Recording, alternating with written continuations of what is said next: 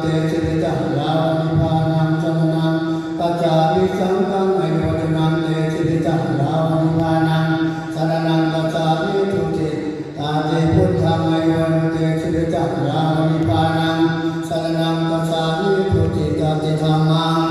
อายุนังเตชิริจังลาวิภานังสรณังกัจจามิ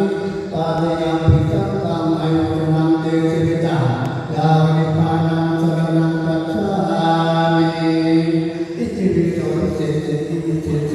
นามิอิมินาพุทธังอิโสตังพุทธเตวิมาเน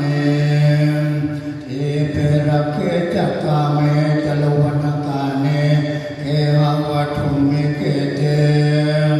โอมมาจะยันตุเทวาสรคลวิสเมยักขากันทัปปนาคาเอสันดาสันติเกยังมุเลวะโลจนังสาธุโมเมสุนันโตอายาจนะกโรยังภาตันตาอายาจนะกโรยังภาตันตาอาตังพุทธังอภิปูชยามา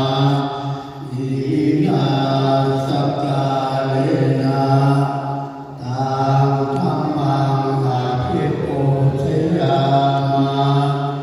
อิมินาสกาเลนะตังสังฆังอภิปูชยามาอะระหังสัมมาสัมพุทโธภะคะวาพุทธังภะคะวันตังอภิวา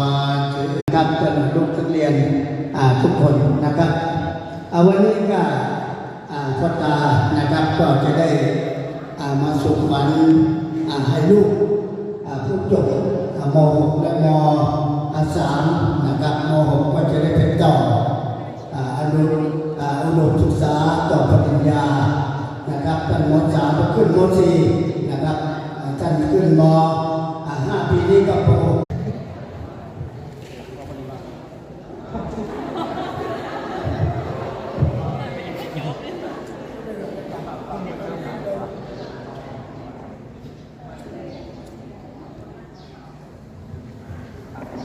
พิธีบ่ายสีสู่ขวัญนะครับ วันนี้ก็